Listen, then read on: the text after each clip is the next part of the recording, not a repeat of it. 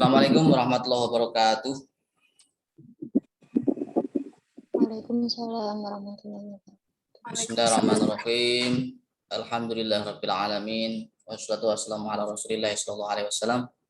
Saya ucapkan terima kasih kepada teman-teman yang sudah hadir tepat waktu.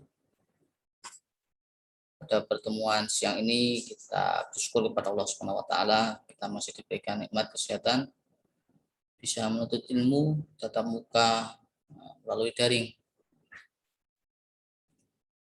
Sebelum kita lanjutkan, mari kita berdoa kepada Allah Subhanahu wa taala, semoga kita diberikan ilmu yang bermanfaat. Doa mulai.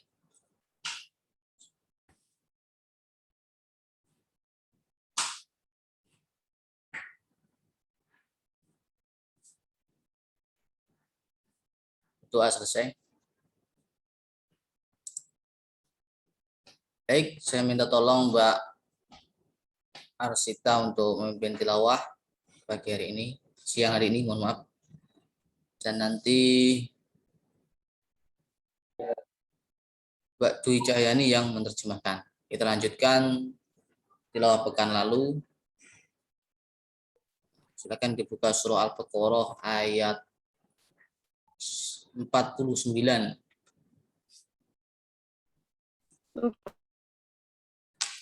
Jika sudah ketemu, dapat langsung dimulai, Mbak.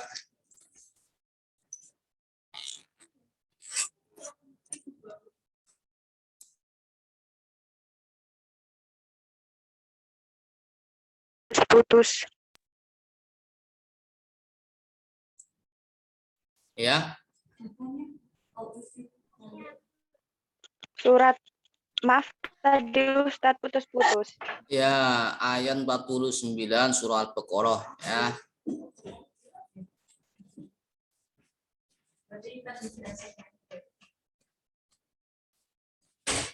Jika sudah siap, dapat langsung dimulai, Mbak. Halaman 8. Ya, di mushaf halaman 8.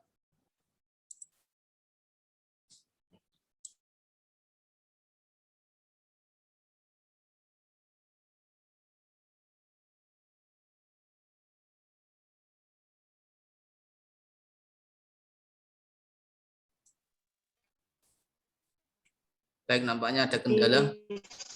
Ada kendala enggak, Mbak?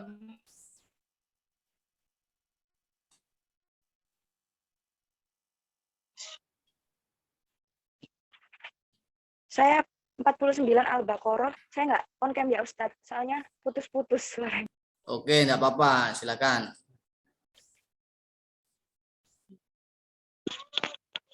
Saya akan membaca surat Al-Baqarah ayat 49.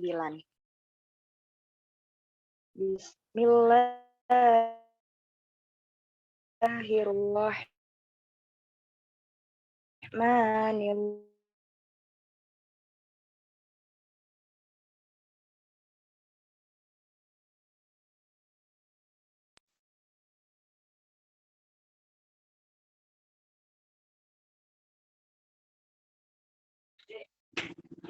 Yasumunakum su'al adabakum wa yastahyaakum wa fi dzalikum bala'un mir rabbikum adim. Sadaqallahul adim.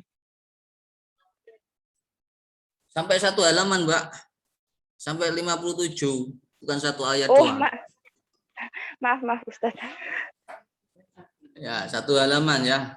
Sampai ayat 57.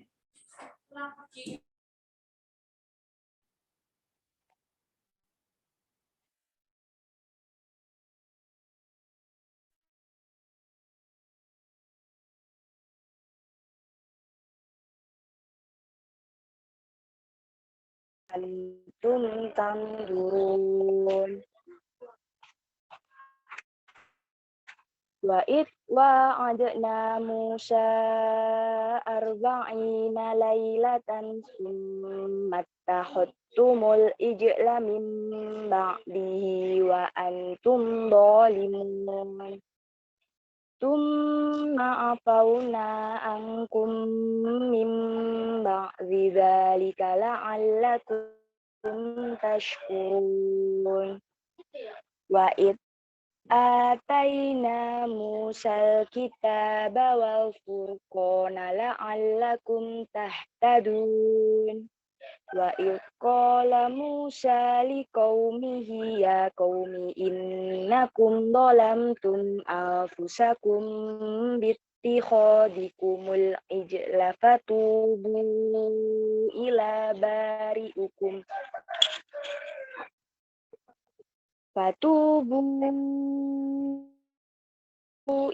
bari'ukum faqtulu anfusakum dalikum khairul lakum inda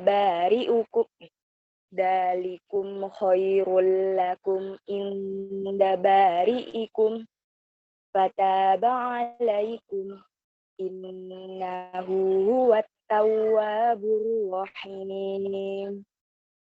Wa id qultum ya Musa lan nu'mina laka hatta narallaha jahratan fa akhadhatkumus sha'iqatu wa antum tanzurun. Tsumma ba'atsnakum min ba'di mautikum la'allakum tashkurun. Wa dhallalna 'alaikumul ghamama wa anzalna 'alaikumul manna wassalwa. Kulu min thayyibati ma razaqnakum. Wa ma dhalamuna walakin kanu anfusahum yadhlimun. Shadaqallahul azim. Maha benar, maha besar Allah yang maha agung. Terima kasih Ustadz. Sudah. Terima kasih Mbak Sita. Silakan Mbak Dwi untuk diterjemahkan.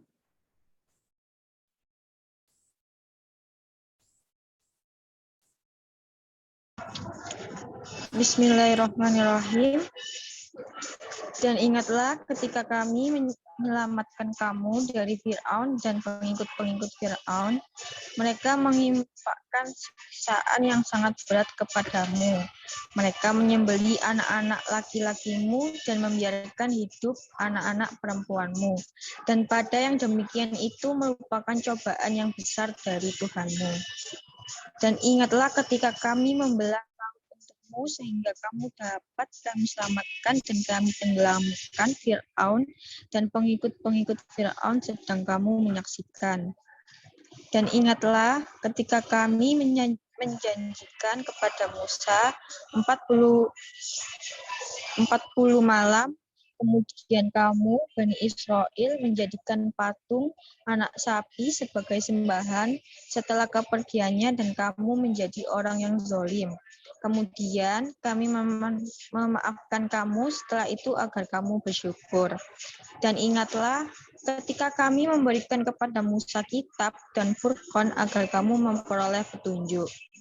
Dan ingatlah ketika Musa berkata kepada kaumnya, wahai kaumku, kamu benar-benar telah menzolimi dirimu sendiri dengan menjadikan patung anak sapi sebagai sesembahan. Karena itu, bertobatlah kepada penciptamu dan bunuhlah dirimu. Itu lebih baik bagimu di sisi penciptamu. Dia akan menerima tobatmu, sungguh dialah yang maha penerima tobat, maha penyayang. Dan ingatlah ketika kamu berkata, wahai Musa, kami tidak akan beriman kepadamu sebelum kami melihat Allah dengan jelas. Maka halilintar menyambarmu, sedang kamu menyaksikan. Kemudian kami membangkitkan kamu setelah kamu mati agar kamu bersyukur. Dan kami menaungi kamu dengan awan, dan kami menurunkan kepadamu man dan salwa, makanlah makanan yang baik-baik dari rezeki yang telah kami berikan kepadamu. Mereka tidak menzolimi kami, tetapi justru merekalah yang menzolimi dirinya sendiri. Sudah, Ustadz. Baik, terima kasih. Saya sampaikan Mbak Dwi yang telah menerjemahkan Quran yang telah kita baca bersama tadi. Ayat 49 sampai 57 itu berkisah tentang Nabi Musa dan Fir'aun. Ya. Itu perjalanan bagaimana Nabi Musa menyelamatkan kaumnya dari kekejaman Fir'aun. Di situ diceritakan ya umatnya ditolong ya, dengan cara dibantu oleh Allah ya. Laut dibelah, kemudian ditenggelamkan Fir'aun dan pasukan-pasukannya. Kemudian dijanjikan 40 malam ya. 40 malam untuk menunggu petunjuk dari Allah. Namun belum sampai 40 malam umatnya membuat patung anak sapi ya, yang itu disembah. Dan kemudian itu disangkal oleh Nabi Musa bahwa perbuatan tersebut artinya mendolimi mereka dirinya sendiri. Nah, sehingga syarat untuk tobat ya mereka harus membunuh mereka sendiri. Itu tobatnya zaman Nabi Musa ya. Ada yang mengartikan mereka saling membunuh ya untuk bertobat atau mereka sendiri membunuh dirinya sendiri. Termasuk di Jepang itu ya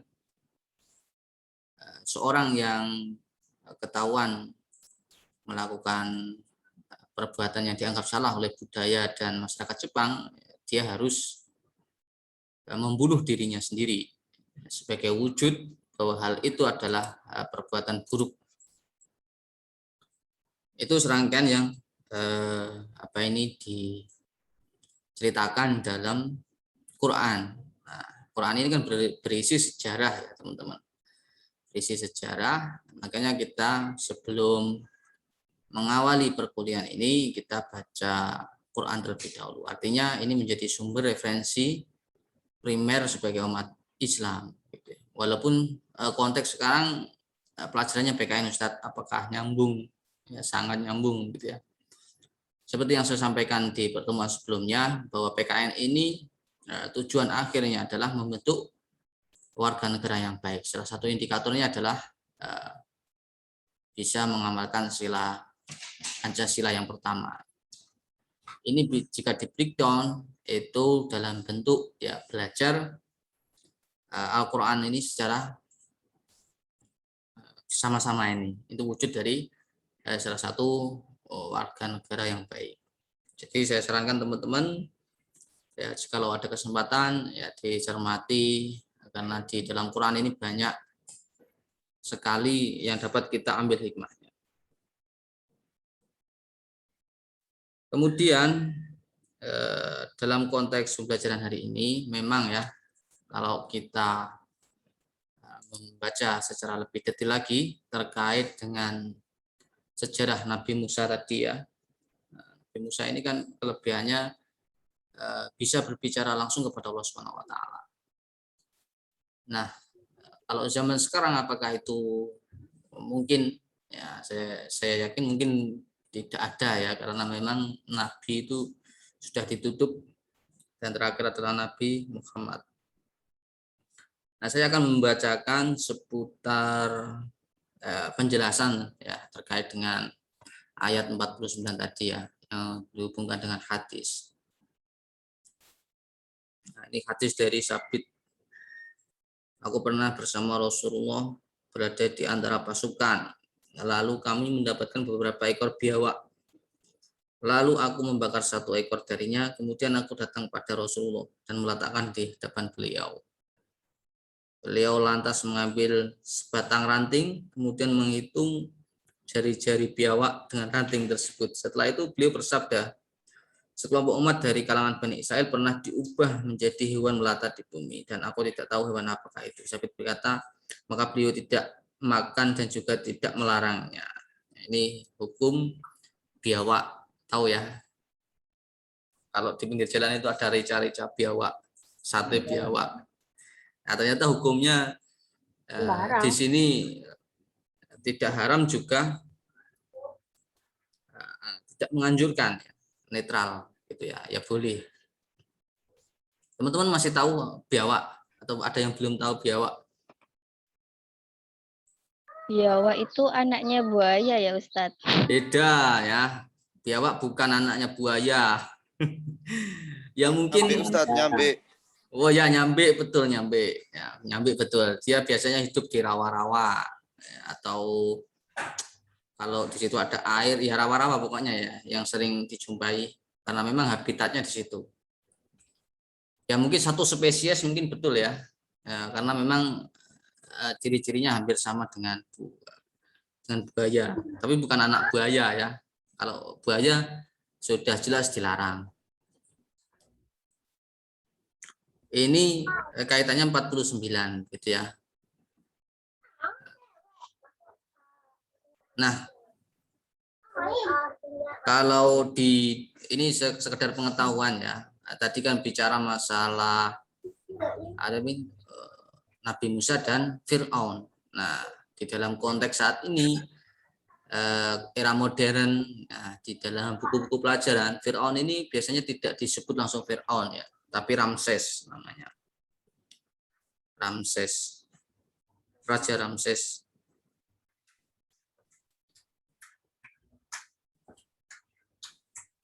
Nah itu tadi yang dapat kita ambil pelajaran ya, yang pada intinya teman-teman ini ada hikmah tadi ayat 54 ini ya, artinya ketika sebuah perintah terutama dari Allah Subhanahu wa taala jika kita lakukan dengan sungguh-sungguh ya pasti mendatangkan manfaat. Entah apakah itu manfaatnya langsung kita terima ataupun tidak langsung gitu ya. Seperti tadi, perintah untuk menunggu 40 malam sampai petunjuk dari Allah datang. Namun sebelum 40 sudah dilanggar. Nah, akibatnya ya itu dia harus tobat ya, untuk mengakui bahwa perbuatannya salah dengan membunuh dirinya sendiri gitu ya. Nah, berat sekali ini ya. Jadi tidak ada artinya hidup ini ya. Dan dalam konteks Islam ya menyembah selain Allah ini termasuk kategori musyrik ya. Perbuatannya namanya syirik. Itu dosa besar yang menurut beberapa riwayat tidak diampuni dosanya, tidak terampuni. Dia akan masuk surga selama tidak ada syirik gitu ya. Seorang yang beriman akan masuk surga selama tidak syirik. Maka kita harus berhati-hati terhadap syirik gitu ya. Syirik ini jadi kajian ini nanti. Nah, syirik ini jika diklasifikasikan ada syirik besar, ada syirik kecil gitu ya. Syirik besar ya terminologinya langsung menyembah berhala gitu ya. Atau mempercayai dukun ya, mempercayai zodiak ya, atau mempercayai jimat ya, itu termasuk syirik gitu ya, dan itu masalah keyakinan gitu ya. Nah dalam syirik itu termasuk kategori yang besar ya, yang bisa dilihat langsung. Namun syirik yang lembut itu atau yang kecil itu samar ya, misal menganggap bahwa apa yang saya lakukan ya ini murni dari saya, berarti kan menganggap saya ini seperti Tuhan ya, itu juga termasuk syirik. Itu contoh saja ya. Teman-teman dapat pelajari sendiri tentunya dengan ustadz yang lebih berkompeten. Jadi, saya hanya menyampaikan sebagai pengantar supaya teman-teman tetap semangat ya dalam menjalankan aktivitas, termasuk sila yang pertama ini mendalami Quran. Nah, hari ini nanti kita akan membicara tentang identitas nasional. Sebelum ke situ, masing-masing dari kita ini memiliki identitas ya. Identitas secara eksplisit yang nampak bisa diamati oleh orang lain dan itu bisa membedakan satu dengan yang lainnya, ataupun identitas yang metafisik yang tidak nampak. Ya. Nah, identitas nasional itu manifestasinya adalah karakteristik dari diri kita. Semakin teman-teman memiliki identitas yang kuat, ya, nanti akan dikenal oleh orang lain, masyarakat, itu sebagai pribadi atau karakter yang kuat pula. Nah, yang menjadi pertanyaan besar, apakah itu sudah ada pada diri kita ya? Itu pengantar sebelum identitas nasional. Identitas nasional mudah. Yang paling sulit adalah membangun identitas diri. Nah, era saat ini identitas diri ya itu biasanya kaitannya dengan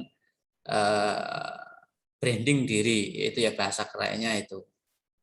Sehingga itu bisa mengidentifikasi kita dengan orang lain dan perbedaannya sangat mencolok. Jangan sampai kita tidak tahu identitasnya, tapi justru orang lain mengetahui identitasnya. Misal ya, si A ini ya, dia orang yang pendiam, ya berarti memang dia identitasnya seperti itu. Artinya enggan bergaul dengan orang, suka menyendiri, mau bergabung bergaul itu sungkan.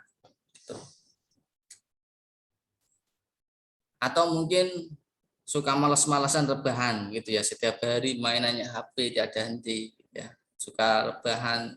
Ketika dilihat oleh orang lain, wah ya memang identitasnya seperti ini gitu ya. Nah, jangan sampai. Nah, yang bagus ini adalah identitas muslim yang paripurna.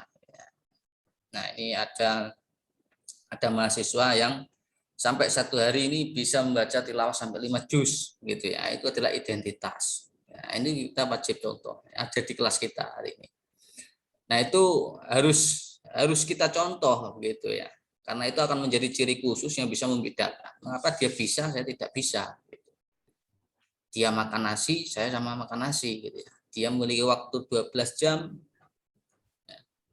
24 jam, saya juga memiliki waktu 24 jam. Dia minumnya juga air, saya minumnya air. Nah, dia bisa, mengapa saya nggak bisa? Gitu ya. Itu yang paling penting. Nah, kemudian ya, teman-teman semua, sebelum lebih lanjut saya lanjutkan, teman-teman dapat mengisi presensi ya di LMS secara mandiri. Ya, silakan bagi yang belum saya ingatkan untuk mengisi. Nanti saya akan cross check dengan yang hadir di sini. Ya. Nah, identitas diri adalah penting sekali. Gitu. Bahkan sekarang ini wawancara kerja itu diperlukan yang namanya identitas diri ya, berupa CV ya, kurikulum vitae.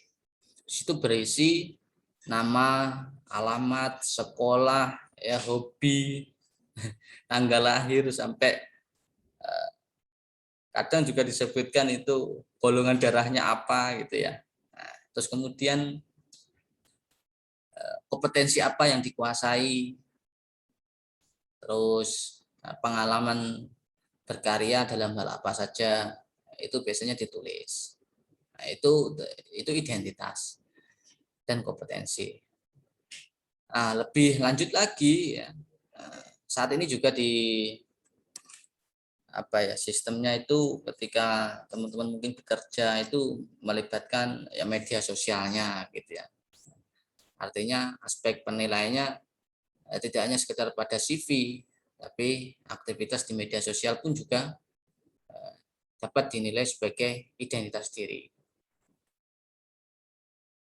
Nah, yang berat ini adalah membangun identitas kita ya. Apakah kita akan menjadi seorang yang memiliki identitas kuat yang itu bisa bermanfaat dan menginspirasi orang lain, atau identitas yang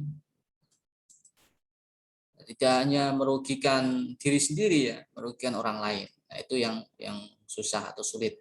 Nah, kita berlindung dari itu. Maka teman-teman ya senyampang saat ini masih semester 1, ini kesempatan teman-teman membangun identitas diri secara kuat. Banyak sekali yang dapat dilakukan ya dari seorang mahasiswa. Gitu. Kalau teman-teman membaca buku-buku tentang tema perkuliahan, ya, itu ada klasifikasi banyak sekali ya. Misal mahasiswa biasa itu mahasiswa yang kuliah pulang ngopi, ya, itu siklus hidupnya begitu, kuliah pulang ngopi. Ada yang kura-kura ya, kuliah, terus kemudian lanjut ke mall untuk hura-hura, ya, itu biasanya. Jadi habis kuliah pergi ke mall gitu. Atau Kupu-kupu, Ustaz. ya kupu-kupu, apa itu? Kuliah pulang. Kuliah pulang, Ustadz. Iya. Oke ya, kuliah Iya. pulang ya, betul sekali. Iya. Atau kuliah ya, atau kure-kure ya, kuliah rebahan ya, itu adalah pilihan ya, teman-teman, adalah pilihan. Nah, supaya pilihannya tepat ya kita harus mengetahui ini apakah menguntungkan untuk saya sehingga membangun kompetensi dan ini kemampuan saya semakin berkembang, atau sebaliknya gitu ya. Jika saya ilustrasikan tadi, jika banyak rebahannya ya berarti resikonya rebahannya dikurangi gitu ya, diganti dengan aktivitas yang lain, bisa baca buku, bisa baca Quran, atau membangun jejaring sosial yang itu bisa meningkatkan semangat belajar gitu ya. Yang pada intinya jangan berdiam diri gitu. Karena semakin berdiam diri ya, ilustrasinya ini seperti air yang menggenang gitu ya, nanti akan keruh ya, kotor, dan nanti tidak bisa dimanfaatkan karena tidak bergerak. Beda dengan air di gunung itu ya, yang dia dari hulu atas kemudian ke hilir bawah itu bergerak terus sehingga airnya jernih. Nah, kaitannya dengan identitas nasional ya, ini dalam konteks keindonesiaan ya, teman-teman nanti sebagai bagian dari Indonesia begitu. Nah, saya akan membagikan slide hari ini.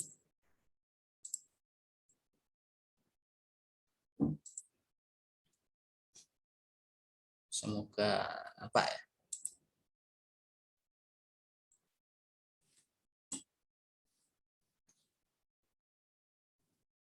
Apakah sudah nampak, Mbak Sofi?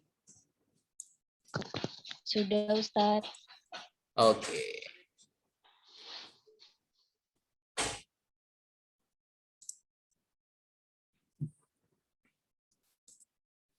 Nah, teman-teman semua, kata identitas itu dalam bahasa Inggris adalah identity. Ya, itu menjelaskan siapa dan apa. Ya, ini berisi karakteristik. Ya, seperti yang saya jelaskan di awal tadi ya.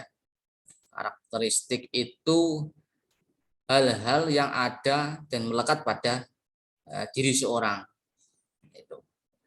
Nah, kalau teman-teman seorang yang karakteristiknya lengkap atau utuh, yaitu dilihat sebagai seorang yang sempurna gitu ya, seperti nah ini dilarang ya, seperti seorang pacaran itu dilarang ya. Nah, dia akan melihat pasangannya ini sebagai seorang yang sempurna begitu ya, walaupun dia ini kalau tidur ngorok ya, kalau tidur itu membuat kolam ya, itu tidak mengapa karena itu dianggap sebagai sebuah kelebihan gitu ya. Nah, sama teman-teman, ketika ingin membangun identity atau karakteristik diri ya, kita harus melihat gitu ya. Kalau hal yang dilihat ya berarti fisik kita ini berupa identitas. Ya, mulai dari ujung rambut sampai ujung kaki itu identitas kita. Kalau identitas pemberian dari Allah Subhanahu wa taala ya berarti wujud fisik kita ini. Misal saya ini seorang yang hitam kulitnya. Ya ini adalah kita bersyukur bahwa ini identitas yang Allah berikan kepada kita. Saya ini seorang yang cantik, saya ini seorang yang cakep atau ganteng gitu. Ya berarti wajib disyukuri. Ada yang dia diberi identitas bagus ya. Artinya memiliki potensi baik, namun tidak dimanfaatkan dengan baik. Nah, akhirnya dipandang sebagai seorang kerugian gitu ya. Misalnya teman-teman potensinya ini seorang yang cantik dan ganteng. Ya, namun coba Anda pakai pakaian yang mungkin robek-robek gitu ya, seperti seorang yang orang gila di pinggir jalan itu. Pasti ya potensi kegantengan dan kecantikannya akan luntur gitu ya. Itu karakteristik. Kemudian ada karakteristik yang saya sampaikan tadi tidak nampak gitu ya. Nah, tidak nampak ini yang perlu kita kembangkan. Kalau pemberian Allah tadi kita terima, kita rawat dengan bagus ya.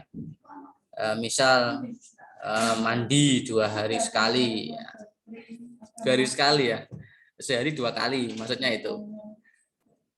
Itu adalah cara merawat ya. Kemudian tidak begadang sampai tengah malam, begadangnya tidak berguna gitu.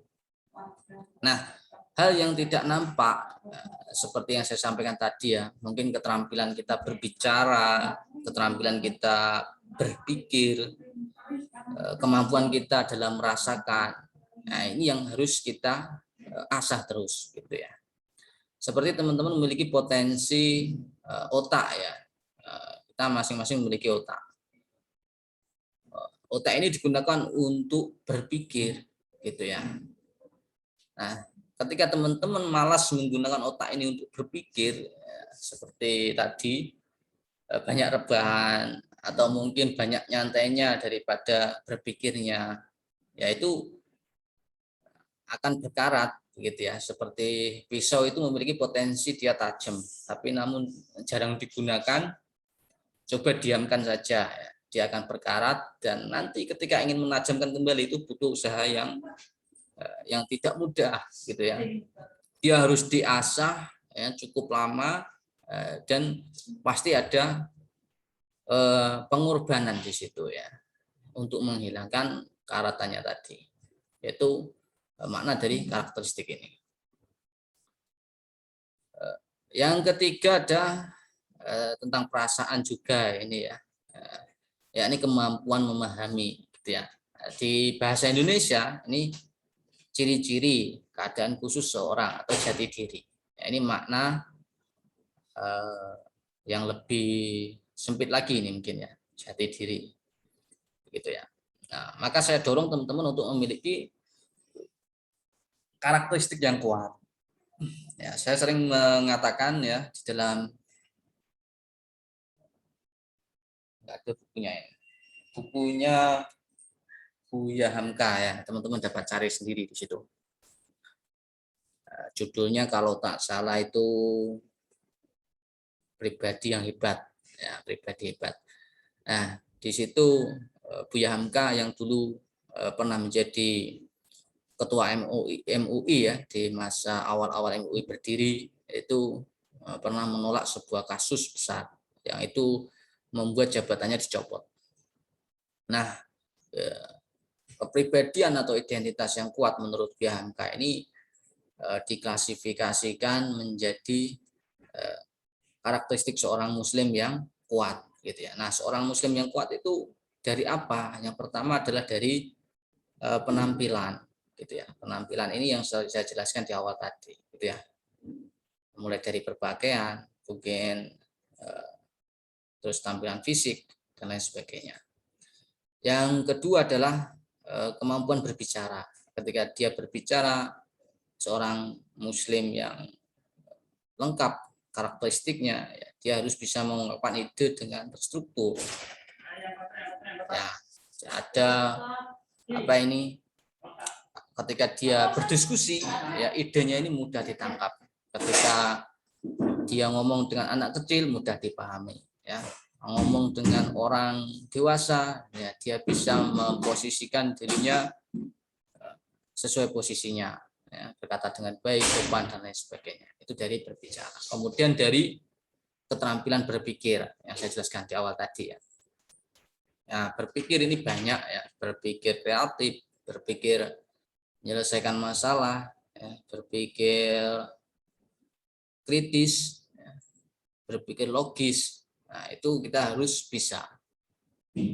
Terkait dengan keterampilan berpikir ini seperti yang kita laksanakan hari ini gitu ya. Ini kan kuliah yang teman-teman jika serius akan menambah wawasan sehingga keterampilan berpikirnya berkembang, atau kuliah ini dianggap suatu hal yang biasa saja gitu ya. Walah ilmunya seperti itu saja, nggak penting bagi saya.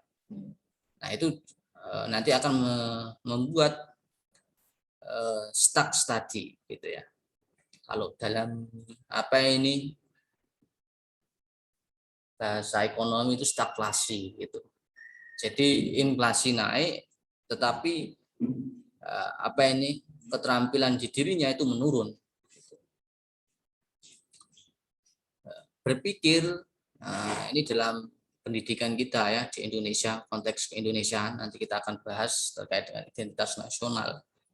Itu sangat penting gitu ya. Seringkali hal itu diukur oleh yang namanya PISA dan TIMSS ya. Teman-teman dapat cari sendiri itu kepanjangannya apa gitu ya. Itu mengukur keterampilan berpikir siswa-siswa di afiliasi negara-negara yang ekonominya sedang berkembang. Itu diukur gitu ya.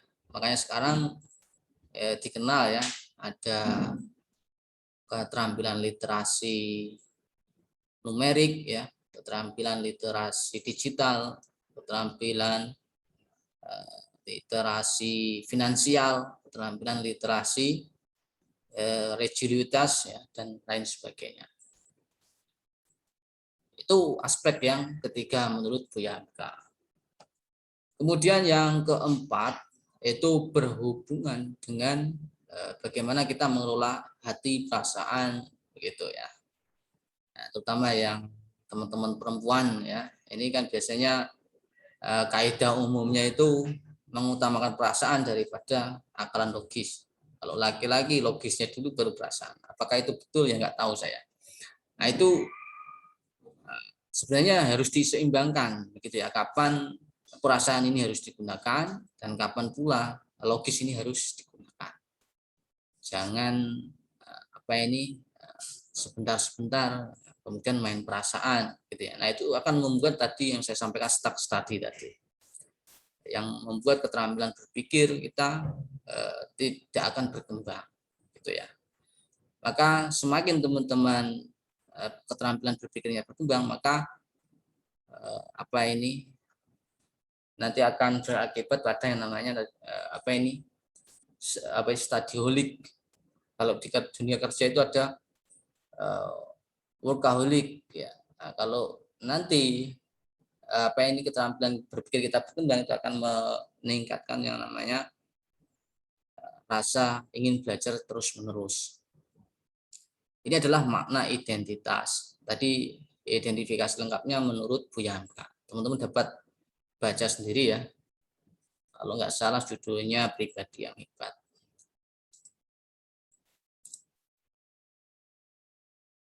Nah, ini ada pertanyaan ringkas. Kira-kira apa identitas bangsa Indonesia? Nah, silakan teman-teman yang tahu boleh menyalakan mikrofonnya. Atau menulis di kolom chat juga boleh. Nah, jika malu bersuara, boleh ya. Biar enggak saya saja yang ngomong. Pancasila dan Ya, suaranya Mbak. Pancasila tadi ya. Pancasila Bhinneka Tunggal Ika. Oke, bagus. Ada lagi? Nah, ini materi ini di SD, SMP, SMA sudah diajarkan ya. Ini hanya pengulangan. Makanya tadi saya dalami bukan identitas nasionalnya, tapi identitas diri. Silakan teman-teman. Siapa ini? Wah, nggak kelihatan ini.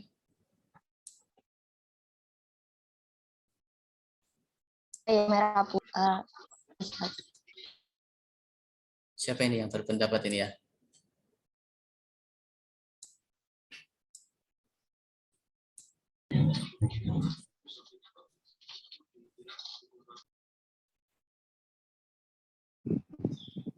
Mohon maaf saya terlempar keluar ya. Kita lanjutkan. Oh ya, ini ada yang menulis bahasa Indonesia, bahasa persatuan. Bagus, Mbak Risa. Negara kepulauan. Boleh. Bagus juga ini, Mas Fitrasim. Silakan yang belum menulis burung Garuda. Burung Garuda sebagai identitas ya. Negara kesatuan, lagu kebangsaan. Pancasila, bendera merah putih, Undang-Undang 1945, budaya, yang bisa dipersatukan dengan kebinakaan dan keramah-tamahan. Joni, bagus. Negara maritim.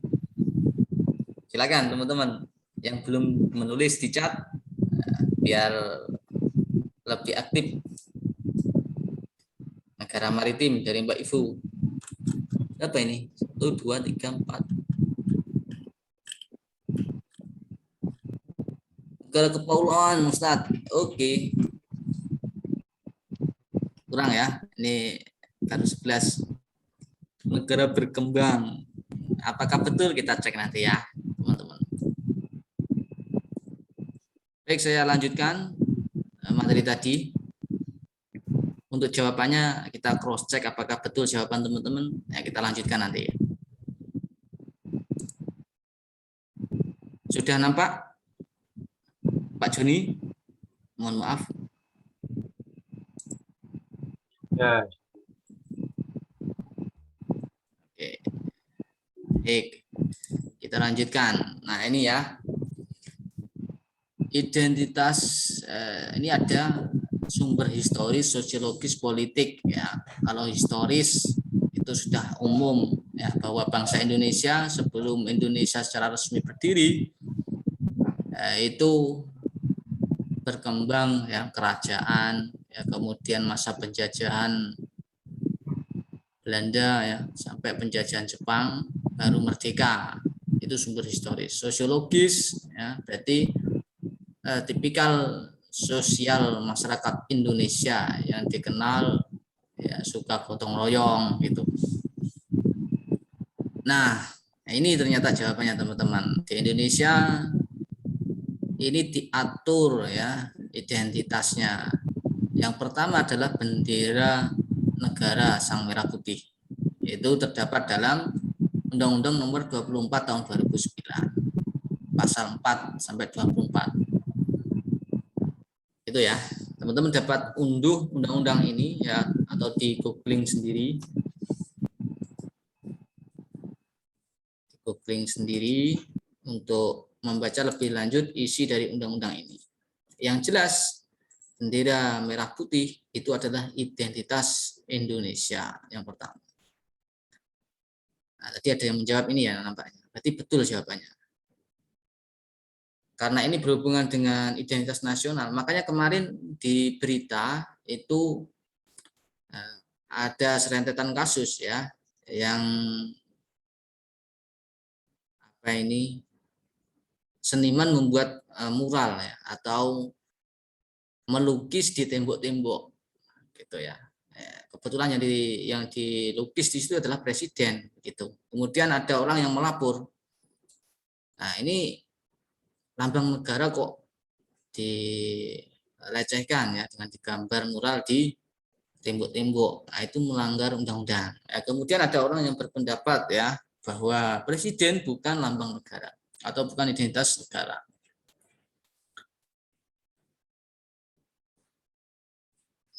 Nah, pertanyaannya apakah betul? Nah, di sini berarti ada dua terminologi ya. Yang pertama adalah identitas, yang berarti tadi identitas fisik dan non fisik, dan yang kedua adalah lambang negara. Kalau lambang negara otomatis sudah diatur dalam undang-undang gitu ya. Kalau teman-teman baca secara lebih detail, memang presiden ini bukan lambang negara, tapi termasuk dalam identitas negara begitu. Jadi adanya presiden. Yang kedua adalah bahasa Indonesia. Nah, ini juga diatur dalam undang-undang yang sama ya. Nah, yakni pasalnya yang berbeda. Kalau bahasa Indonesia ini diatur dalam pasal 25 sampai pasal 45. Itu mengindikasikan bahwa bahasa Indonesia sebagai bahasa persatuan. Kita lanjutkan. Ya, undang-undang ini teman-teman dapat unduh mandiri ya. Googling saja. Undang-Undang Nomor 24 Tahun 2009. Enter, nanti akan muncul. Sambil teman-teman mempelajari tentang identitas menurut undang-undang. Kemudian ada lambang negara Garuda Pancasila. Nah, ini identitas berupa lambang negara Garuda tadi ya. Ini sama ya, hanya saja pasal 46 sampai pasal 57. Jadi ada 3 ya ini menurut undang-undang ini. Yang pertama tadi bendera merah putih, yang kedua bahasa Indonesia, yang ketiga adalah Garuda Pancasila. Nah ini ya, ini isinya secara umum ya teman-teman, saya yakin sudah hafal ya. Yang pertama ketuhanan yang Maha Esa sampai keadilan sosial bagi seluruh rakyat Indonesia. Nah ini lambang-lambangnya ya, barangkali teman-teman lupa. Nah, lambang-lambangnya. Nah teman-teman, untuk ilustrasi lambang negara Garuda Pancasila, ya, teman-teman dapat coba googling mandiri ya. Nah ini hanya berisi deskripsi di sini. Misal ketuhanan yang Maha Esa, yaitu dilambangkan dengan cahaya di bagian tengah perisai berbentuk bintang bersudut 5. Ini sambil kita flashback mengingat kembali ya, bahwa sila ketuhanan yang Maha Esa itu dilambangkan dengan bintang yang ada di tengah perisai. Kemudian kemanusiaan yang adil beradab atau sila kedua, ini dilambangkan dengan tali rantai bermata bulatan dan persegi di bagian kiri bawah perisai. Jadi urutannya tengah, kiri, bawah ya. Urutannya kalau perisai itu ya, perisai itu bentuknya seperti perisai perang itu ya. Jadi kan di tengahnya ada bintang. Jadi itu lambang sila pertama. Yang ketiga, sila ketiga Persatuan Indonesia itu pohon beringin di bagian kiri atas perisai. Jadi ya kiri bawah, kemudian kiri atas, kanan bawah, gitu ya. Nampaknya sama seperti putaran jarum jam ya. Jarum jam itu kalau nggak salah ke kiri atau ke kanan itu. Dari kiri ke kanan. Ini juga sama, dari kiri ke kanan. Kiri bawah, kiri pojok atas, ya, kanan pojok bawah. Sila keempat itu dilambangkan dengan kepala banteng. Kepala banteng. Nah, terkait dengan pemilihan lambang-lambang ini ya, ini merupakan kesepakatan. Ya, mengapa kok kerakyatan ini kok kepala banteng? Nah, enggak kepala bebek saja ya, enak digoreng. Ini kesepakatan. Dan di dalamnya juga ada filosofinya ya teman-teman, bahwa banteng atau di Jawa itu kerbau itu memiliki kebiasaan memang suka berkumpul gitu ya, suka berkumpul. Nah, coba perhatikan banteng itu ya, atau kerbau itu pasti dia bergerombol, tidak sendirian. Inilah yang dinamakan bermusyawarah. Jadi kalau ada orang bergerombol bisa disebut para banteng, enggak tahu itu ya. Itu penyelewengan apa ini makna mungkin. Ini berada di bagian kanan atas perisai. Jadi tadi tengah, bawah, kiri ya. Kiri bawah, kemudian kiri atas, kemudian kanan atas. Lalu yang terakhir keadilan sosial adalah kanan di bagian bawah. Ini dilambangkan dengan kapas padi. Itu urutannya ya, jangan sampai lupa. Tadi ada yang menjawab melaku kebangsaan Indonesia Raya. Ternyata juga termasuk ini identitas nasional Indonesia. Undang-undangnya masih sama ya. 24 tahun 2009 pasal 58 sampai 64. Yang berikutnya semboyan negara Bhinneka Tunggal Ika.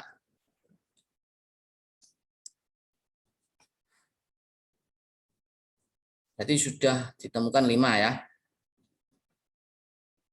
Identitas nasional. Nah, dasar falsafah negara Pancasila apa? Ya, kita sudah tahu bahwa Pancasila ini digunakan sebagai falsafah dasar negara. Yang namanya dasar berarti itu sebagai fondasi.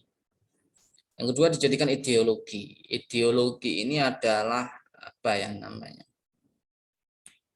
Sebagai pijakan untuk menentukan kehidupan. Itu ideologi. Nah, kalau di dunia ini banyak sekali ideologi ya. Ada yang menentangkan memang ya Pancasila ini apakah dia ideologi atau sekedar lambang negara gitu ya. Karena di dunia ini ada ideologi liberal, ada ideologi sosialis ya. Nah, seperti Barat Amerika itu liberal, sosialis itu seperti China ya, atau ideologi apa ini anti Yahudi yang dikembangkan oleh si Hitler. Nah, ini macam-macam. Sebagai pandangan hidup, nah, ternyata ini sebagai pandangan hidup Pancasila oleh bangsa Indonesia. Teman-teman, apa pandangan hidupnya? Kalau kita umat Islam ya berarti pandangan hidupnya ya hal yang ada di Islam berupa syariat itu ya, termasuk tadi Quran. Dan banyak lagi ya teman-teman dapat mengkaji lagi terkait dengan falsafah negara Indonesia yakni Pancasila. Nah, ini ada diskusi. Yang pertama, apakah masyarakat Indonesia ini sudah bersikap dan berperilaku yang mencerminkan sila 1? Yang kedua, apakah masyarakat Indonesia sudah bersikap dan berperilaku yang mencerminkan sila 2? Sampai nanti sila 5 ya. Ini sebenarnya kegiatannya di lapangan ya teman-teman. Nah, namun karena pandemi mungkin ini nggak dilakukan. Berbentuk wawancara, melakukan pengamatan dengan tugas wawancara. Ternyata habis. Nah, terkait dengan itu tadi ya pertanyaannya hampir sama, begitu ya. Nah, di sini kan teman-teman pasti sudah merasakan, gitu ya, apakah kita bangsa Indonesia itu sudah melaksanakan dari sila-sila tersebut, gitu. Nah, di sini kebetulan ada 5 prodi ya. Nah, silakan teman-teman dapat menunjuk perwakilannya ya untuk menyampaikan pertanyaan-pertanyaan tadi.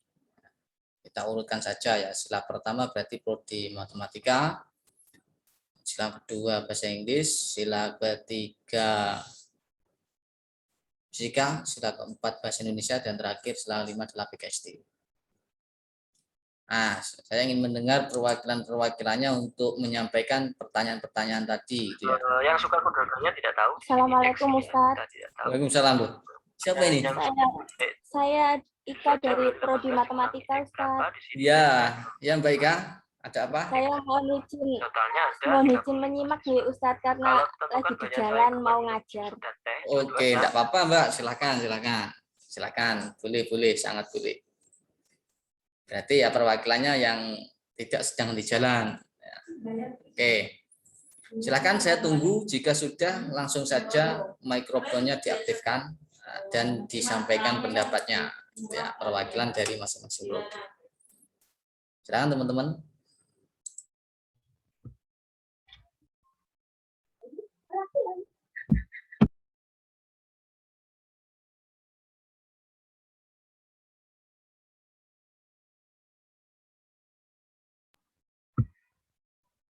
Ya, Assalamualaikum warahmatullahi wabarakatuh. Pak Joni dulu. Waalaikumsalam Waalaikumsalam warahmatullahi wabarakatuh. Monggo Pak Joni. Wah, ini berarti perwakilan PGSD ini. Silakan pendapatnya disampaikan.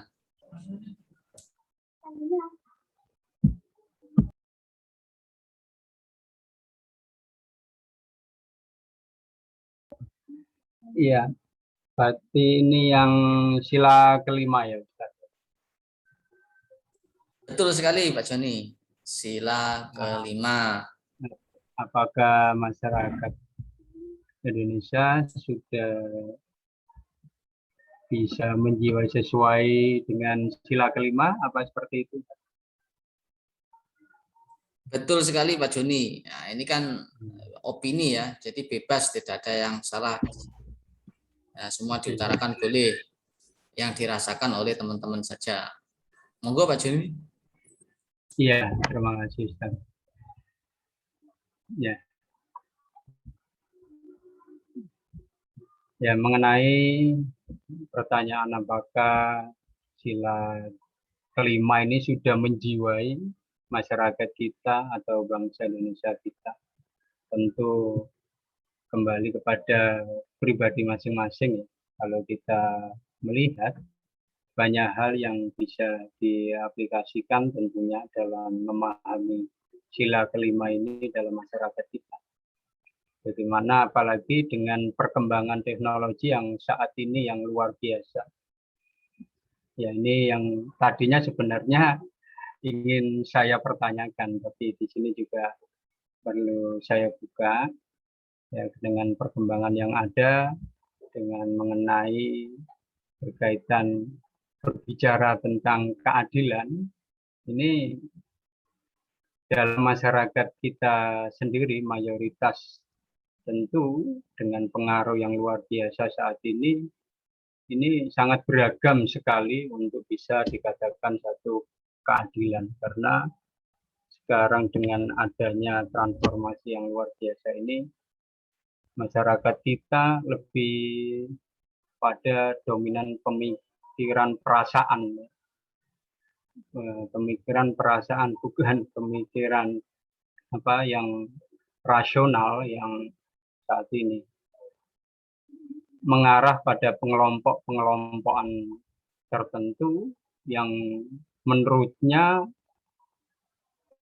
sesuai keinginan, bukan melihat satu masalah atau kebijakan yang harus dipahami. Jadi di situ akhirnya pemahaman untuk rasa satu keadilan itu hanya menurut pribadi, bukan menurut bagaimana memandang sebuah permasalahan. Jadi semacam itu. Jadi tidak memahami apa masalahnya, tetapi yang dipahami siapa yang punya masalah. Ya, di situ sikap untuk menciptakan satu keadilan ini sangat dilema sekali ketika seseorang memijakkan dirinya pada siapa yang punya masalah. Tetapi ketika seseorang ini memijakkan diri apa masalahnya, tentu dia akan melihat bagaimana menyelesaikannya, bagaimana memberi solusi. Ya, tapi yang ada pada saat ini, karena melihat siapa yang punya masalah, yang ada kebanyakan mencaci, mencela, tidak mempersatukan di situ. Nah, dari sini pemahaman saya mayoritas semacam itu. Ketika saya memahami, apalagi saya yang terus terang aktif melihat perkembangan berita, saya memang suka berita baik dari televisi atau media-media yang lain, saya yang paling suka melihat semacam itu. Jadi banyak orang yang berpendapat tentang mengenai penyelesaian masalah dikaitkan dengan sila kelima keadilan sosial, tentu sangat jauh sekarang karena banyak yang mengarah pada kebijakan pemihaan atau pengelompokan, di mana kalau melihat dari sila keempat, yaitu permusyawaratan, harusnya adanya pengelompokan, harusnya bisa menyatukan dan memahami antar kelompok, harusnya seperti semacam itu kan. Tidak malah memecah diri untuk pengakuan dirinya atau kelompoknya. Jadi sinilah rasa keadilan sosial itu luntur, dan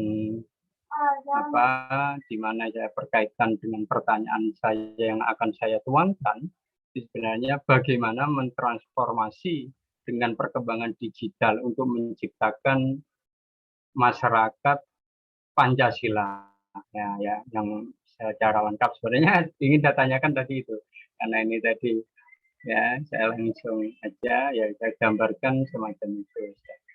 Jadi banyak hal ya.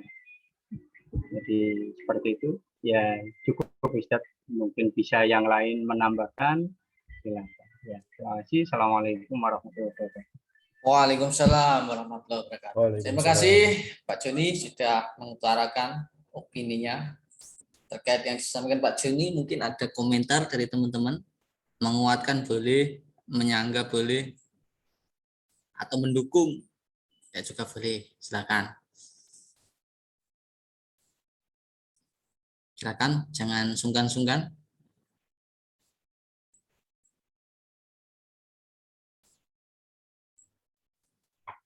Apa ini? Nggih, Ustadz.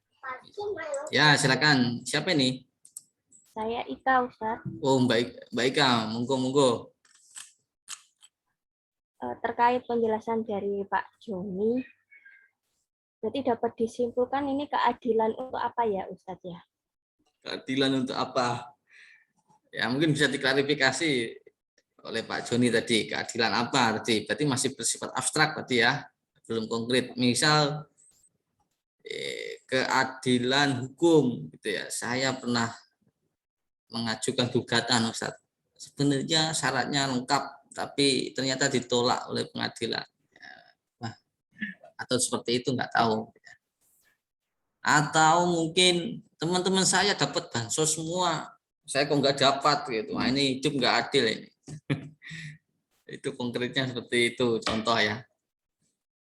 Monggo Pak Joni, barangkali. Iya, di sini bagaimana yang saya ambil yaitu keadilan dalam menyikapi suatu permasalahan yang seseorang ketika dalam penyelesaian masalah, banyak hal yang bisa kita lihat di mana ketika seseorang ini mengadu atau penyelesaian masalah atau dalam satu berpendapat itu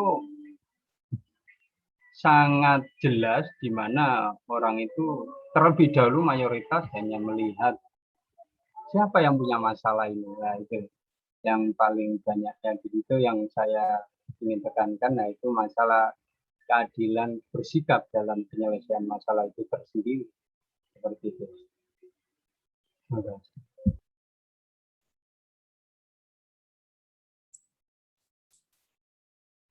Oke. Izin bertanya, Ustadz. Oh, boleh silakan, Mbak. Kembali ke bunyi sila kelima, nggih, Ustadz. Keadilan sosial keadilan sosial yang adil dan beradab, nih. Oh, sorry, keadilan sosial bagi seluruh rakyat Indonesia. Maaf, Ustadz. Ya, enggak apa-apa, Mbak. Untung ini bukan ujian ya. Enggak apa-apa, salah. Ya. Lalu bagaimana dengan silah kedua yang berbunyi kemanusiaan yang adil dan beradab, Ustadz? Apakah ada keterkaitan antara sila kedua dan sila kelima seperti yang dijelaskan oleh Pak Joni? Terima kasih, Ustadz. Wah, ini ternyata bertanya ya, enggak apa-apa. Nah, ini apakah ada korelasi atau hubungan antara sila kedua ya, kemanusiaan, dan sila kelima keadilan bagi seluruh rakyat. Kalau sila kedua ya teman-teman semua itu berhubungan dengan biasanya itu hak asasi manusia. Ya, berhubungan dengan hak asasi manusia. Jadi ada hak, ada kewajiban. Ya, setiap dari kita memiliki hak.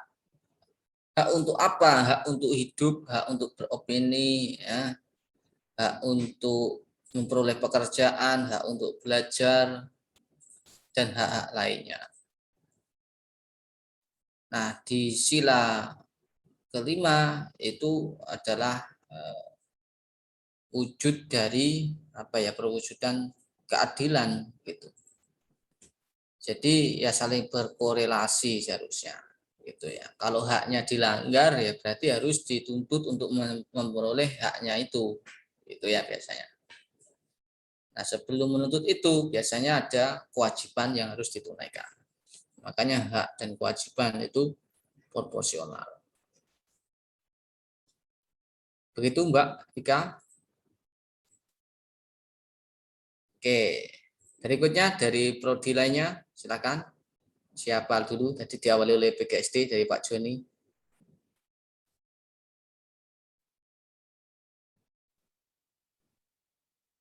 Nah, nampaknya dari Mbak Ibu.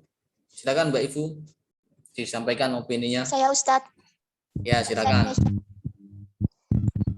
Siapa nih? Mbak Ibu atau Mbak Laila? Nah, karena apa ini wajahnya tidak nampak ini, saya tanya terus.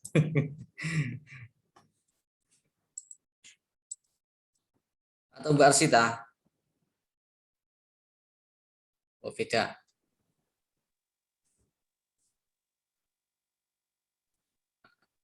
Belum ada suaranya ini, Mbak. Silakan teman-teman, siapa dulu ini? Atau Mbak Ibu dulu, boleh. Silakan Mbak Ibu. Mbak Arsita belum di-unmute nampaknya. Tadi berbicara tapi tidak nyampe suaranya. Saya Ustadz. Saya. Oh, Mbak Laila. Silakan Mbak Laila. Ternyata Mbak Laila ternyata. Mohon maaf ya. Silakan. Masyarakat saat ini sesuai dengan sila keempat. Karena yang pertama mengedepankan musyawarah, diskusi atau bertukar pendapat untuk mencapai mufakat.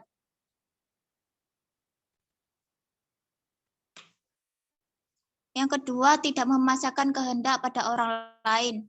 Yang ketiga, mengutamakan kepentingan masyarakat. Namun saat ini banyak warga negara atau masyarakat yang belum terpenuhi hak serta kewajibannya di hadapan hukum. Kurang bisa menghormati peraturan-peraturan yang dibuat pemerintah. Wakil rakyat yang merugikan rakyat dan negara, seharusnya mereka adalah penyalur aspirasi demi kemajuan dan kesejahteraan bangsa Indonesia. Keputusan lembaga hukum yang tidak sesuai asas untuk mencapai mufakat, sehingga banyak masyarakat yang dirugikan. Itu saja Ustadz. Terima kasih. Baik, terima kasih Mbak Laila. Mungkin teman-teman lainnya mau menambahkan, menguatkan, atau mengkritik juga boleh, bertanya juga boleh, bebas. Terkait dengan apa yang disampaikan oleh Mbak Laila.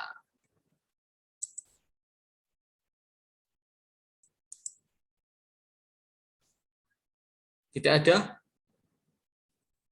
Atau ada? Nah, ini pada malu-malu semua ini. Putus-putus tadi. Oh, putus-putus Pak Joni. Wah. Atau putus-putus semua? Atau Mbak Risa? Nyampe enggak tadi suara Mbak Laila? Atau Nyampe Ustadz. Oh, nyampe. Berarti jelas ya? Berarti sinyalnya Pak Joni Nggih, ini. jelas. Sinyalnya Pak Joni. Ada pendapat Mbak Risa atau komentar terkait dari yang disampaikan oleh Mbak Laila tadi? Sudah cukup Ustadz, tapi saya ingin memberikan argumen terkait sila pertama.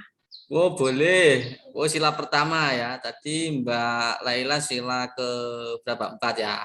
Ini argumen untuk sila pertama. Boleh, silakan. Lanjut berarti.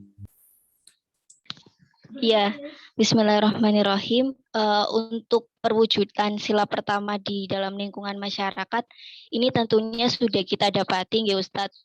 Apalagi di dalam pasal 29 ayat 2 bahwa pemerintah itu sudah memberikan hak untuk setiap warga itu memeluk agama sesuai kepercayaannya masing-masing. Jadi di sini secara individu sudah diberikan kebebasan untuk memeluk agama sehingga perwujudan sila pertama ini bisa kita dapati ke saat ini. Dan untuk secara ritual keagamaan itu dalam secara berjamaah itu juga kita dapati dalam misalkan hari-hari besar itu kita sebagai warga negara itu diberikan fasilitas oleh pemerintah, kemudian diberikan wadah seperti itu Ustaz. Jadi dalam sila pertama ini perwujudannya sudah tampak dan kita dapati. Terima kasih Ustadz. Baik, terima kasih Mbak Risa. Ya, pendapatnya sudah terwujud dan nampak. Barangkali teman-teman lainnya mau berkomentar lagi, memberikan Saya opininya. bertanya, Mbak. Oh, mau Saya bertanya. bertanya. Oh, Mbak Ifu Ya. bertanya. Boleh, silakan Mbak Ifu. Oke, ya Mbak Risa, kalau saya pernah baca itu di Indonesia itu ternyata banyak sekali kepercayaan. Tidak hanya 6 agama yang diyakini. Nah, kalau menurut Mbak Risa, Indonesia itu, pemerintah di Indonesia itu sudah memberi wadah nggak sih untuk masyarakat yang masih menganut kepercayaan ini? Terima kasih. Terima kasih sebelumnya Mbak Ivo sudah memberikan pertanyaan ya. Setahu saya di dalam negara Indonesia agama yang diakui itu hanya 6. Nah, bagaimana jika orang atau warga itu tidak beragama atau melainkan menganut agama lain? Nah, di sini saya pribadi itu saya belum tahu apakah pemerintah ini memberikan wadah, tapi di dalam undang-undang itu sudah sangat nampak jelas bahwa negara ini hanya mengayomi terkait 6 agama itu sendiri. Tapi untuk kepercayaan lain atau agama yang dianut lain selain ini tadi, saya belum mengetahui Mbak Ivo apakah negara ini memberikan pengayoman atau wadah kesempatan untuk warga ini. Semoga memuaskan ya Mbak Ivo atas jawabannya. Terima kasih Mbak Ivo. Terima kasih Mbak Risa. Terima kasih ya Mbak Risa dan Mbak Ifu yang bertanya. Ada lagi lainnya? Ini teman-teman yang belum menampakkan wajahnya ini, ya kalau tak ada kendala silahkan ditampakkan. Biar saya juga tahu ya.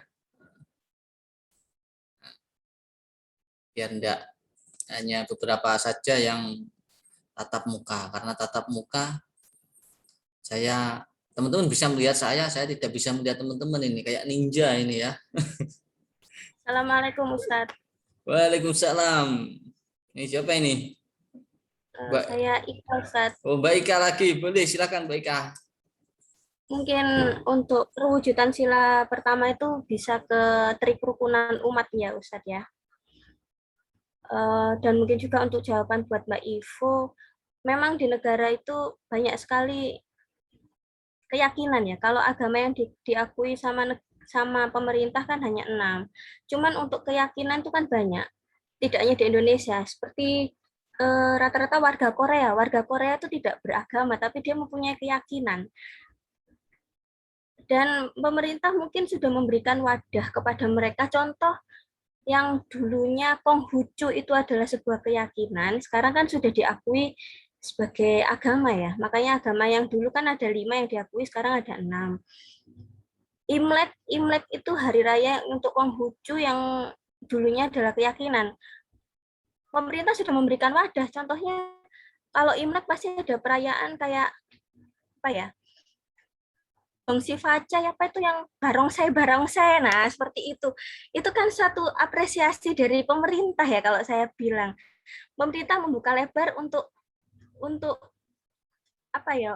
Warganya yang punya keyakinan Konghucu menunjukkan ini loh, kebudayaan Konghucu itu biasanya ada pesta barongsai, ada yang memberikan angpau, ada yang bikin gitu, itu sepertinya satu wadah sudah wadah ya. Jadi pemerintah memberikan kebebasan kepada masyarakatnya untuk beragama, mempunyai keyakinan seperti itu mungkin Ustadz. Terima kasih. Terima kasih penjelasannya Mbak Ika, semakin komprehensif ya.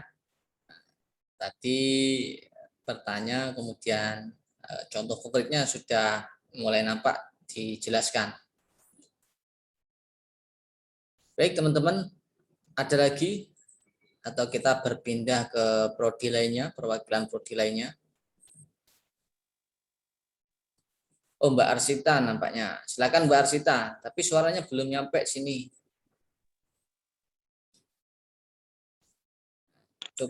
Tadi Mbak Ivo mau menyampaikan dari prodi bahasa Inggris Ustadz, cuman mic-nya belum nyala. Oh, begitu. Ingin memberi tempat. Iya. Oke, silakan Mbak Ifu. Berarti Ya, untuk prodi bahasa Inggris membahas tentang kemanusiaan yang adil dan beradab. Itu kalau dari diskusi kami ya Ustadz, itu berupa kalau kami menilai itu di Indonesia itu masih 60% Ustadz, masih belum semuanya. Dan itu ditunjukkan dengan perilaku-perilaku pejabat-pejabat pemerintahan Ustadz yang tidak adil, dan kami melihat itu juga tidak beradab begitu. Salah satu contohnya, mungkin teman-teman juga pernah melihat ya tayangan yang saat Ibu Puan mematikan mic ketika ada yang berpendapat. Nah, itu kalau menurut saya itu tidak beradab ya Ustadz ya.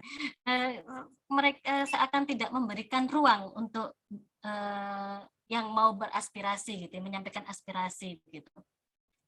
Terus untuk ketidakadilan itu ya kelihatan juga ya Ustadz ya dari banyak-banyak berita yang di media-media begitu ya Ustadz ya, yang kasus dana bantuan sosial yang tidak sampai, itu kan tidak adil gitu.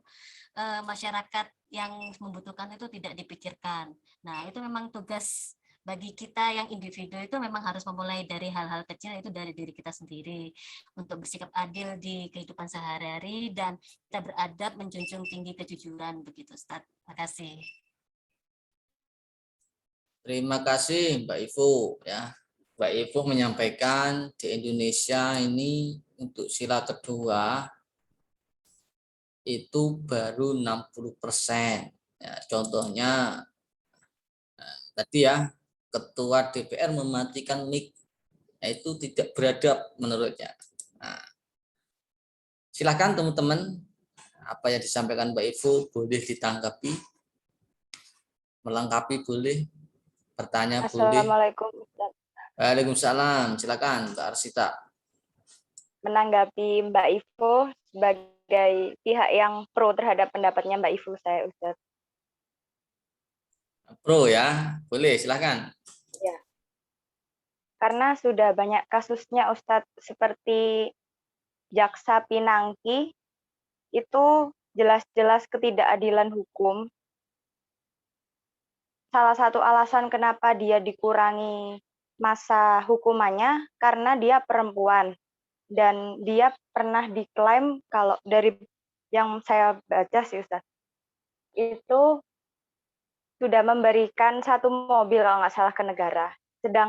Sedangkan mobil yang diberikan Pinangki tadi ke negara itu kan sebenarnya uang rakyat.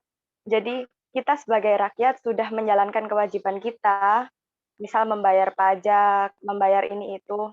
Kemudian oleh pihak dewan justru seorang aparat harusnya itu kan mengayomi rakyat. Nah, ini malah membuat rakyat makin menjerit gitu akhirnya Ustaz.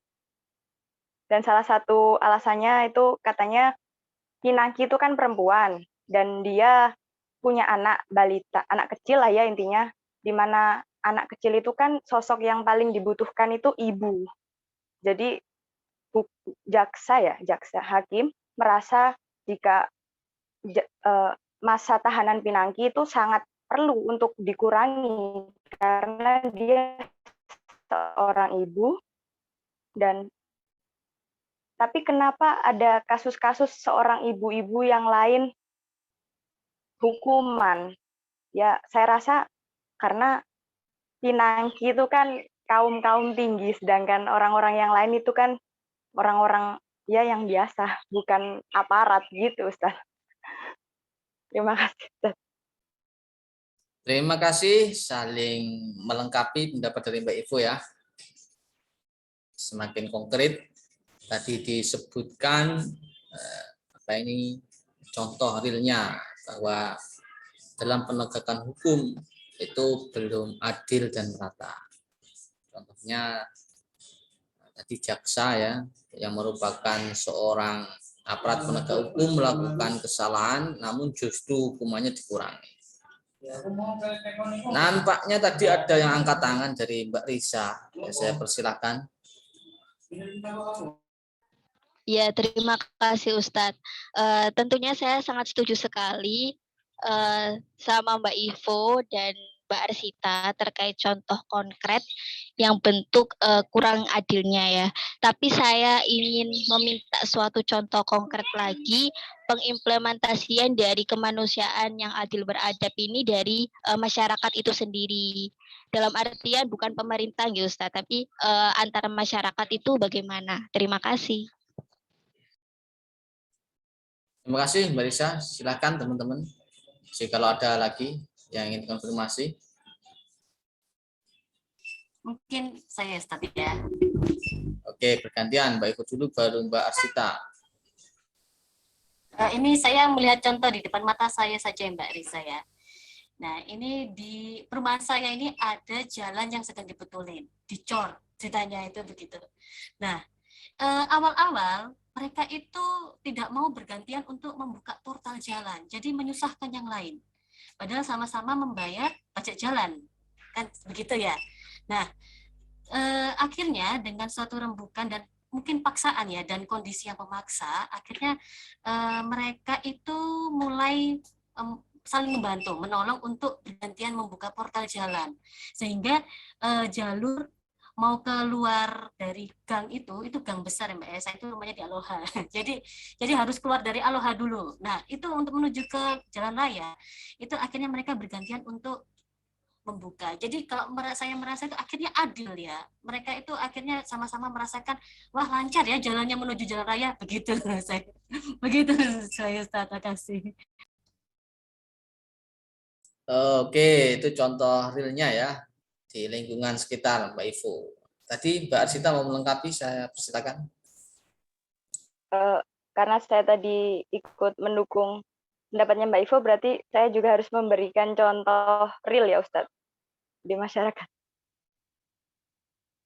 Ya boleh, silakan Mbak. Mungkin sama seperti Mbak Ivo, contohnya ada di dekat kita sekitar. Ini kemarin tetangga saya juga seperti itu Ustadz. Kalau Mbak Ivo tadi gang di jalan, sama saya juga ada gang. Gangnya minta diperlebar Ustadz. Padahal sudah nggak bisa itu Ustadz. Itu di mana Mbak? Kok nggak Ya. bisa? Oh, saya di Brebek. Jadi Gapuro itu loh Ustadz. Gapuronya itu kan agak mepet gitu ya. Beliau mintanya udahlah ganti model Gapura gitu. Biar mobilnya dia bisa masuk. Karena kan mobilnya baru Ustadz, mungkin takut lecet seperti itu ya. Jadi diminta diperlebar gitu Gapuranya. Gitu Ustadz. Terus minta iuran ke warga-warga. Tapi sebelum itu orangnya lapor ke RT sih Ustadz. Dengan alasan bahwa Gapuranya jelek. Kemudian warga-warga yang lain akhirnya angkat bicara setelah RT itu menyampaikan ada seorang warga yang minta iuran dengan alasan Gapura itu diganti karena sudah jelek. Disampaikan ke RT di grup WhatsApp, orang-orang semua tidak setuju karena merasa buktinya mobil saya masuk aman-aman aja, dari dulu Gapura ini sudah paling bagus gitu modelnya. Kenapa harus mengumpulkan uang lagi hanya untuk mengganti Gapura gitu. Intinya alasan orang itu tadi sebenarnya memang beliau beli mobil baru yang besar Ustadz. Ya kalau boleh sebut merek Fortuner Ustadz gitu, jadi gak cukup gangnya. Oke, terima kasih Mbak Arsita. Tadi sangat kontekstual ya. Gangnya sempit karena mau beli Fortuner, minta dilibatkan biar jalannya muat untuk mobilnya. Sangat bagus sekali. Baik, terima kasih. Ada lagi mungkin? Atau kalau tidak ada mungkin kita lanjutkan ke prodi lainnya ya, yang belum memberikan pendapat.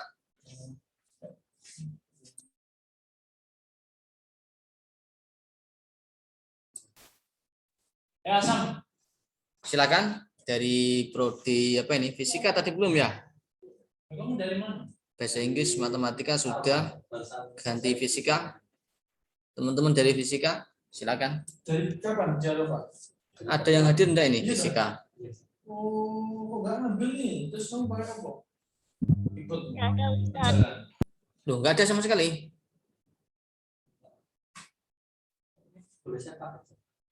boleh kalau di sini itu Muhammad Refki. Ada enggak ini orangnya? Irfan Widianto, Jessica, Teresia Roni Putri. Ada enggak ini orangnya ya?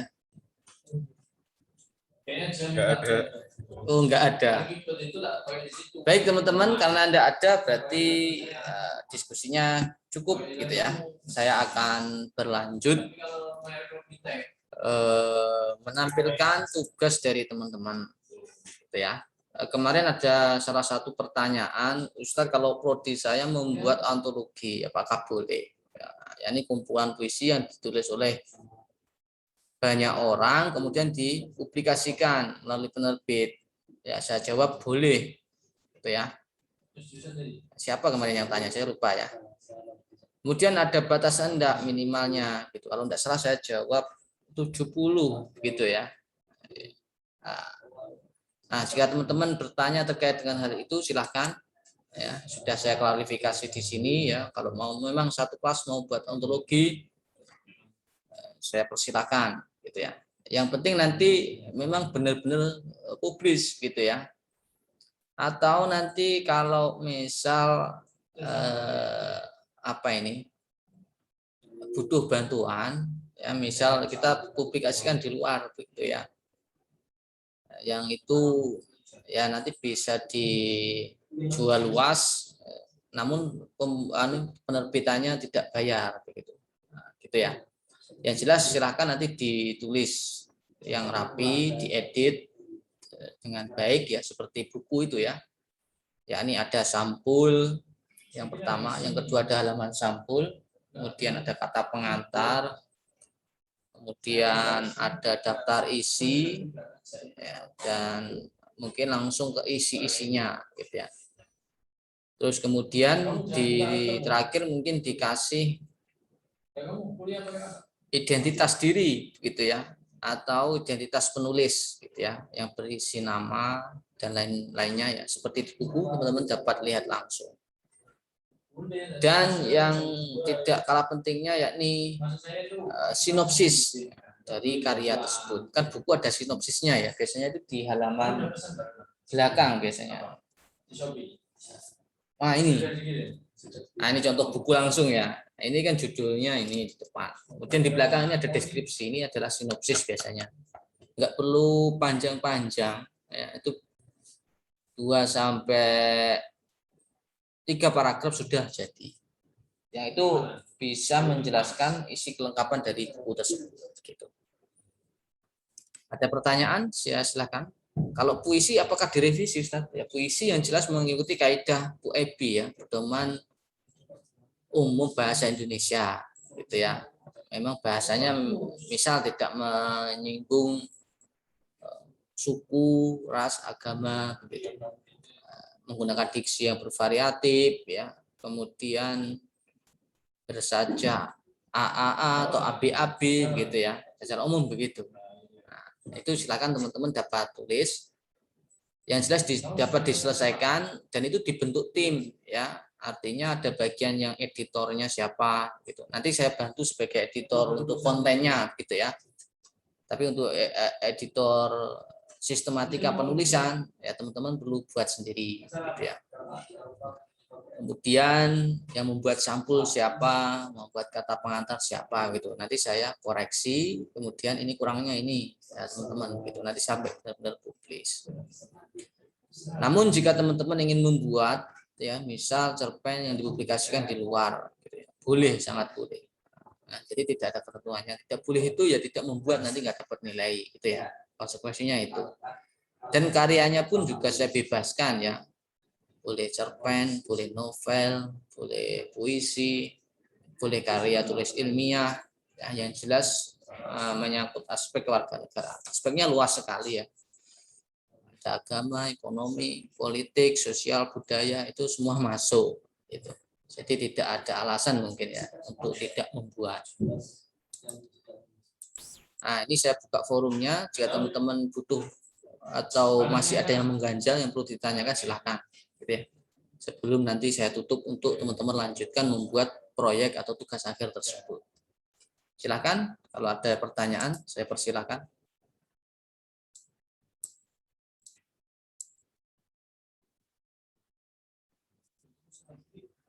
Oh, Mbak Arsita, silakan Mbak Arsita. Tapi nanti segera kembalikan ya. Sebelum disangka. Izin bertanya Ustadz, untuk pembuatan puisi itu kan biasanya pilihan diksinya kadang tidak masuk di poebi ya Ustadz. Jadi seperti puisi yang saya buat itu untuk saya ngepasin diksinya biar match, itu saya menulis tentang Lamborghini juga Ustadz, dan Fortuner juga saya tulis. Terus ada itu Ustadz, bisa dicek puisi saya. Jadi seperti itu Ustadz, ada yang memang menurut saya tidak masuk di WB, begitu Ustadz. Jadi bagaimana? Karena tujuan puisi saya sendiri ini kan seperti curahan hati saya sebagai rakyat untuk para dewan gitu Ustadz. Jadi ada beberapa diksi yang memang menurut saya tidak ada di WB.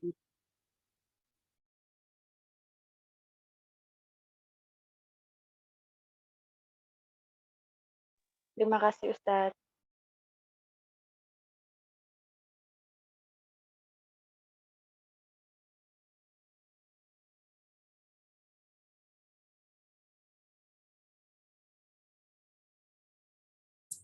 Saya coba tampilkan punyanya Mbak Arsita ya. Ini sebagai contoh untuk bimbingan hari ini. Betul ini punya Mbak Arsita? Ya betul Ustadz. Oke, ini judulnya Keberagaman dalam Ancaman. Wah, bagus sekali ini. Udah betul ya? Dalam menulis judul, setiap awal kata hurufnya kapital, kecuali mungkin kata sambung atau kata penghubung, gitu ya. Ini sudah betul.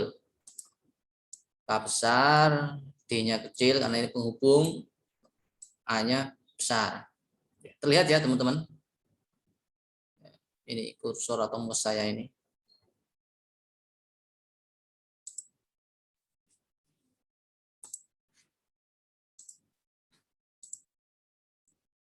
Ya, ini betul.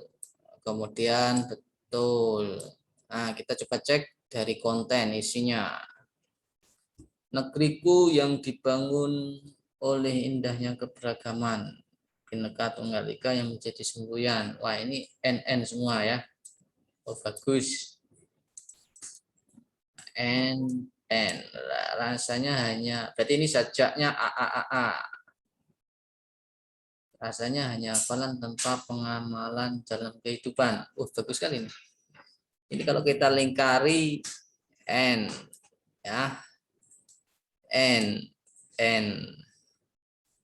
Ini juga N. Ya, udah bagus, Mbak Arsita. Kita lanjut di bait kedua. Yang angkat suara membela kebenaran seringkali dibungkam. Ini M. Berbeda pendapat untuk menegakkan keadilan memang tak semudah membalikkan telapak tangan. M terus kemudian N ya. Masih diterima ini. Tapi ini panjang ini ya. Ini panjang. Agama sering dijadikan alat untuk mendapatkan kekuasaan. Akhirnya perbedaan paham menjadi peluru perpecahan. Toleransi akan menjadi cemilan kehidupan. Mantap sekali ini. Ini sudah puisi kelas kakap ini. Ya, kalau saya mencermati dari artistik kontennya ya. Terus kemudian di sini ada diksi ya. Ada apa saja diksinya. Nah, ini mungkin keberagaman ya. Keberagaman ini mungkin bisa diganti persamaannya multikultural atau mungkin heterogen kayak gitu ya. Nah, ini kan pilihan kata, silakan teman-teman. Ini juga pilihan kata lagi ya, diksi. Kemudian ada apa lagi nih yang tidak dipahami? Seringkali dibungkam, berbeda untuk menegakkan keadilan. Intoleran. Nah, ini diksi yang butuh membuka kamus ya. Intoleran ini apa maksudnya? Sudah bagus Mbak Sita, ini sudah layak terbit menurut saya ya. Ya tinggal nanti halamannya dikasih nomor ya, entah nomornya di sini atau di pojok kanan bawah begitu ya. Kemudian fontnya ya, fontnya ini kan masih standar ya, TNR, Times New Roman, ya ini bisa dipilih bervariatif. Kemudian biar halamannya ini enggak polosan putih semua ya, mungkin dikasih apa gitu ya, ilustrasi apa di sampingnya gitu. Misal keadilan ini apa misal gambar timbangan 2 gitu misalnya ya. Ini ibarat gambar timbangan gitu ya. Tapi bukan berarti kurang tepat begitu ya. Supaya lebih isinya itu menarik ya. Kita lanjutkan. Ini ada berapa bait ini ya? Tadi 1, 2, 3, 4. Dapat bagus. N. Sudah bagus Mbak Sita. Lanjut. Silakan teman-teman lagi yang mau bertanya. Ustadz, saya mau nanya Ustadz. Boleh silakan. Ini kan Mbak Arsita ini satu antologi sama saya. Jadi prodi bahasa Inggris itu satu buku. Boleh. Rencananya begitu. Boleh. Nanti itu untuk halaman yang tadi Ustadz sarankan ke Mbak Arsita, itu saya rasa dari penerbitnya sudah ditentukan Ustadz. Oh begitu. Jadi, sudah ada rencana berarti Mbak? Penerbitnya apa? Sudah. Buku Langka Indonesia. Jadi nanti kami insya Allah akan mendapatkan ISBN juga dan akan dipromokan oleh mereka. Oke, bagus sekali kami berarti. Juga, iya, gitu Ustaz. Oke, berarti nanti saya sebagai editor konten saja berarti ya, Mbak. Nanti untuk di halaman apa ini? Ini kan ada sampul ya tadi contoh buku. Kemudian kan di sini kan ada penulis siapa. Itu ya, ini loh halaman apa ini? Halaman identitas buku ya. Judul, kemudian penulis, kan ada editor gitu. Ya nanti di situ saja nanti ya. Sehingga untuk teman-teman yang sudah jadi ya nanti saya coba lihat dan cek lagi untuk konten apakah itu tadi tidak melanggar aturan atau nanti menyinggung suku, ras ataupun budaya begitu ya. Itu yang perlu bagus idenya Mbak Ivo, boleh nanti dieksekusi kalau sudah full dijadikan satu gitu ya, bentuk PDF utuh. Ya ini sudah ada sampul bukunya ya. Nanti sampai ada identitas penulis dan terakhir ada sinopsisnya. Nah, biar lebih menarik ya. Kalau memang nanti layak untuk disebarluaskan, ya bagus berarti ya. Kan teman-teman sudah langsung punya ontologi. Begitu Mbak Ivo. Ada lagi teman-teman lainnya, silakan. Kalau kemarin kan cerpen sudah, hari ini puisi sudah ya. Saya kira nggak ada masalah. Yang susah itu mungkin karya yang berbentuk seperti ilmiah begitu ya. Kalau artistik seperti puisi, ya ini mungkin nggak banyak yang dievaluasi ya, karena memang bahasanya bahasa yang mengutamakan konten atau keindahan seni kata bahasa. Ada lagi? Saya persilakan. Izin bertanya kembali Ustadz. Boleh, silakan Mbak. Berarti nanti kami dari Prodi Bahasa Inggris mengumpulkan draftnya ke Ustadz ya? Betul ya, karena saya kan sebagai orang yang nanti membimbing tugas ini gitu ya, artinya yang bertanggung jawab. Nah, makanya tadi nanti akan saya cek untuk kontennya begitu ya, makanya langsung dijadikan satu. Nanti kalau kurang tepat nanti saya kembalikan lagi, Mbak ini perlu diperbaiki, ini sudah bagus gitu ya, gitu Mbak Arsita. Sama-sama. Terima kasih. Baik, sama-sama Mbak. Bagi teman-teman lainnya silakan. Yang jelas kita publis gitu ya, nanti kalau sudah publis insya Allah nanti dapat nilai maksimal untuk aspek produknya teman-teman. Nampaknya sudah nggak ada lagi ya. Ustadz, Oh, ada lagi. Mbak Ika, silakan. maaf Ustadz, saya baru menyimak untuk tugas yang ini ya Ustadz ya. Betul, silakan Mbak. Untuk produk ini, apakah harus berupa buku atau tulisan, atau bisa seperti cerita video yang durasinya pendek, atau bagaimana Ustadz? Baik, ya nah ini perlu saya jelaskan lagi ya.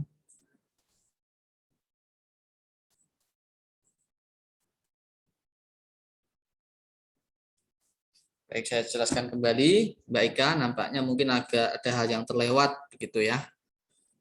Nah, tugasnya ini berbentuk karya tulis ya, yang dipublikasikan. Artinya jenis karya tulisnya bebas ya. Tadi ada cerpen boleh, puisi boleh, novel boleh, atau karya ilmiah boleh ya, gagasan tertulis atau opini di koran juga boleh, bebas. Yang jelas pokoknya karya tulis yang dipublikasikan. Kemudian karakteristik penerbitnya adalah penerbit yang terdaftar kemarin ya. Nah, ini seperti majalah atau koran atau penerbit lainnya ya, penerbit buku gitu. Yang tidak boleh itu seperti blogger ya, Kompasiana itu bukan penerbit ya. Itu ya masuk kategori media sosial gitu ya. Jadi apakah video termasuk? Ya tidak termasuk ya, baik, saya klarifikasi di sini, tidak termasuk karena itu bukan karya tulis gitu. Gitu Mbak. Ada lagi yang ditanyakan? Ya Ustadz, berarti kalau untuk karya ilmiah kita bisa ambil dari jurnal-jurnal ilmiah juga nggak Ustadz? Betul, boleh. Ya, baik Ustadz, terima kasih. Sama-sama.